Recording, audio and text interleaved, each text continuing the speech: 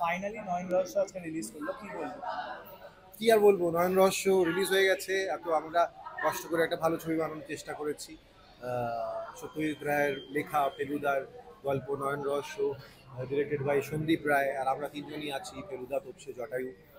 So এইবার আমাদের সঙ্গে নয়ন রয়েছে, একটা ছোট ছেলে, প্লাস একজন ম্যাজিশিয়ান রয়েছে, দেবনা চ্যাটার্জি। So excited. ফল বেরোবে, পরীক্ষা দিয়ে দিয়েছি আমরা আগেই, আজকে রেজাল্ট বেরোলো, দেখা যাক কি হয়। এক্সাইটেড। চরিত্রটার সম্বন্ধে যদি একটু কিছু বলো। চরিত্র তো ফেলুদা, ফেলুদা চরিত্রের মধ্যে তো কোনো চেঞ্জ নেই। ফেলুদা সবসময়ই চরিত্রের মধ্যেই থাকলে ফেলুদাই হয়ে থাকতে হবে। তো সেটার বিষয়ে তো আমার মনে হয় সব বাঙালি জানে, সবাই বই পড়েছে। আচ্ছা যদি বলা হয় তোমাকে যে এই ছবিটা চুজ করার রিজন কি শুধুমাত্র ফেলুদা এই কারণেই, নাকি সত্যজিৎ রায় বা গল্পটা তোমার খুব ভালো লেগেছে বলে? না, মানে ফেলুদা চরিত্রটাই আমার ভালো লাগে।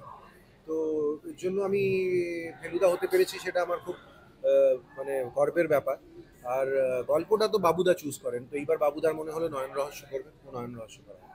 আচ্ছা তোমাকে কি এরপরে, এতদিন তো ফেলুদা চরিত্র বা অন্য চরিত্রও দেখা যায়, কি রোমান্টিক এরকম মুভিতে কি আমরা দেখতে পাবো? আমার মনে হয় যে সেই কমার্শিয়াল রোমান্টিক ছবির কথা যদি তুমি বলো, সেই ছবি কি চলছে আজকাল? আমার মনে হয় না। তাই আমি, আমার মনে হয় দর্শকের টেস্ট অনেক পাল্টে গেছে। এখন ভীষণ মিনিংফুল সিনেমা হয়, এখন লাপাতা লেডিস চলে, এখন ক্যান্ডি ফ্লস ছবি বেশি চলে না, নাচ গান বেশি চলে না। সো আমি সময়ের সঙ্গে আর চলবো। আর যেই ধরনের কাজ হচ্ছে, খুব ভালো কাজ হচ্ছে, সেই ধরনের কাজই আমি করতে চাই। আপকামিং ছবি সম্বন্ধে যদি কিছু একটু বলো। আপকামিং ছবি, বাংলা ছবি বোধহয় নেক্সট রিলিজ পুরাতন হবে। লাস্টে দর্শকদের কি বলবো?